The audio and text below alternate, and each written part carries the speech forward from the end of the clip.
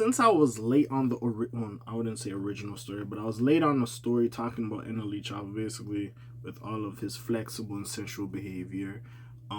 Basically, you could say he was trying to appeal more to the LGBT community, which is perfectly fine. But basically, it got to the point where other people, namely this time, Will Vicky, called him out on doing that type of stuff, and basically. He had a rhetoric about it. He said what he had to say about it, and they were going back and forth. Now, Will Vicky is not the person of fucking, I would say humanity or ethics, because she literally faked being kidnapped in Nigeria just for clout, attention, and straightly off of boredom. You know what I'm saying? Hold on, one second. I need the lotion real quick. Oh shit, y'all just seen a nigga jawline. Like that's all y'all seen. But anyways, what's up? What's happening? It's Big K. Because NLE Choppa has to talk about some shit. I need a little lotion. Low lotion. Hey, listen, ashiness is not next to godliness. Hey, quoted by K.A.Vuitton. A nigga try to take that. Hey, you can pay me some bucks. Y'all can't put that on no t-shirt. It ain't next to godliness. You know what I'm saying? But anyways, let's report on it, because apparently NLE Choppa has stated, says he had to perform his had to perform this humiliation ritual for a new level of fame. Now, was that you acting like a sensual, juicy fruit and strutting your stuff everywhere, the questionable outfits, the questionable things you were doing?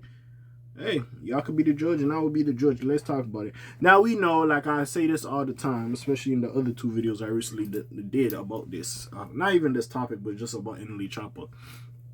We knew him as the shot of flow. A shot of fame. Hey, you spot him, I drop him. Dundada. Guns like Osama. Baby Okada. You know what I'm saying? Mexico. You hear me? You say he talked his shit, wore little flags, whether he did his little dance or whatever have you, and did all that shit. You strutting his stuff, that little bullshit he did. You know what I'm saying? But with that being said, I ain't gonna lie, this camera made my chest look good. Anyway. And the jewelry, I ain't gonna lie.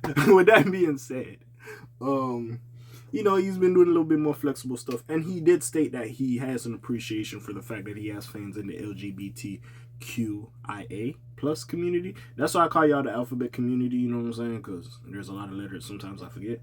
But anyways, it's not no disrespect, it's just honestly, it's a means saying it's quicker and faster.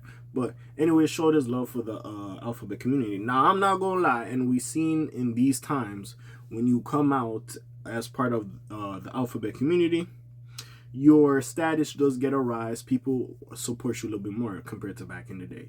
If we're not going to keep it a book, let's not keep it a book. This channel would not be made if we're not going to tell the truth. So I thought he was leaning more into that and stuff. And honestly, at the end of the day, it's okay if you buy. Like I said, especially in black households, let's not say it's the greatest thing. Your family will be the most receptive. They probably won't. So, let's see exactly what type of humiliation rituals he went through. You know what I'm saying? NLE Choppa wants fame so bad that he will humiliate himself for it. In 2024, rapper NLE Choppa broke through to new levels of fame, driven by the success of his provocative single Slut Me Out. So when did the first one drop? Because they talk about Slut Me Out too. But anyways, the track dominated headlines and earned widespread support, particularly from the LGBTQ plus community. Choppa reciprocated that love, making a memorable appearance at ATL Pride and embracing his growing diverse audience. However, the rapper is now opening up about the struggles he's faced during his transformative period. In a 50-minute YouTube video, I always forget this nigga is kind of a content creator now. Choppa delved into the personal losses that marked his life, including a dark chapter in 2020 when he grappled with unaliving thoughts. Speaking candidly about the judgment and misconceptions he endured, the 22-year-old addresses. By the way, I know he was like a teenager when he got his fame. Like, nigga, it ain't easy. Like, even we see like grown adults can't handle this shit. So imagine being a teenager, bro. Teenage years, that's when you figuring out what type of person you gonna be. Like that's. So just imagine. But anyways, the 22-year-old addressed the persistent speculation about his sexuality, and the backlash that followed. Reflecting on his journey, he said, "I did a humiliation ritual and I passed. Horrible day my life just that. I had to refix that. Now, anyways, what the fuck was I saying real quick? Yeah. So he passed signaling a deeper resilience forged through public and personal challenges. Where is this? The artist shared that his spiritual faith and unwavering belief in a higher power pulled him through these motives. All praise to the Most High, he declared. This year was about being fearless, brave, and stepping outside of my comfort zone. God challenged me to show that when others leave, he stays. Addressing the price of fame, he says, I endured the most hateful messages this year, but still wore love on my sleeve through it all. He said, describing 2024 as a spiritual transformative and deeply challenging period. Where I came from, we're taught to fight fire with fire and hate with hate. But this year, I prayed for those who didn't understand my path. I was being a trailblazer for my journey, and God allowed me to walk. He ended his reflections with a message of forgiveness and love, emphasizing growth and resilience. If you left, I'll forgive you. If you stayed, I love you. Thank you. His vulnerability offers a raw glimpse into his evolution as an artist and a person, resonating deeply with fans and solidifying his role as a fearless voice in modern hip-hop. Hey, like I said, NLE Choppa, bro, your growth should be studied, and we do respect it at the end of the day. Now, see, this is the thing. If you came out the gate into the game with this perspective, I would really have nothing to say, and I would have no qualms with anything you're doing. But like I said, shot of fam, shot of flow, guns like Okada, baby Mexico, twin llama Osama, you came out talking that shit and doing that shit. Like I said, you are marketing yourself as this gangster persona. You that dude, you that tough guy. Nobody can play with you like that. You know what I'm saying? And I understand it. And that's perfectly fine. You know, the label is pushing you a certain way as well.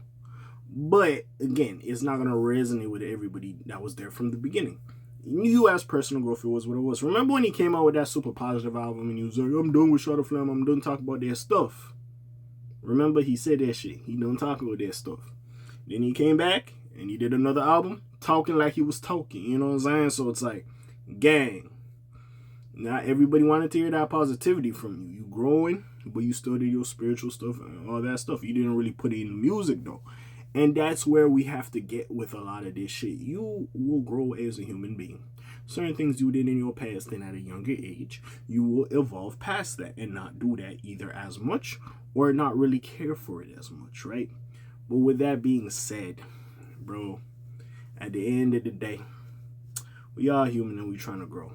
Again, I don't really give a fuck that you are, I would say, representing or have a new love and appreciation for the LGBT community. That's perfectly fine. It's just the way you marketed yourself in the beginning to the point you're marketing yourself now is not reflective of the person we thought we knew or you presented to us. And that's the fucked up part about this game. Because at the end of the day, yes, you're selling music, you're doing all this shit, but you're selling yourself to us. You're selling us an image, you're selling us music, you're selling us a persona. Like, you know what I'm saying? So when we see something that's doesn't align or is against to the persona, because for whatever reason the companies don't realize people are multifaceted human beings, but regardless, it is perplexing and confusing. Hey, listen, don't get me wrong, I'm into a lot of more shit like anime and all this other shit. I can make other channels about that, but on this specific channel I have a second channel, K.A.Vuitton. You know what I'm saying? Link in the description. Go check it out. Subscribe while you there. Have a pleasant time. But you know what I'm saying? On that channel, I could get more of my shit off and have random thoughts. But this channel is more curated about my opinion about hip-hop and being a ghetto nigga, a nigga from the hood. Talking and giving my perspective on certain hip-hop shit. You know what I'm saying? So, again, there's layers. But, this is what you get here. You know what I'm saying? So, it is what it is at the end of the day. But I'm happy to see his growth in his journey. And I actually do like that. Yeah, even though he's an artist and he makes music, he has his YouTube channel where he just talks his shit. You get to know NLE Choppa, the person. You get to know Bryson. You know what I'm saying? But anyways, what do y'all think? Comment down below. Links in the description. Besides, that's your friendly neighbor K.A. signing off for today. The Black TJ there while doing this thing. My name is Buzz like Quasimodo. Hit like, subscribe, trying to hear a little bit more there. Man, I'm gone. Slimes on peace, y'all. Gang. Aye.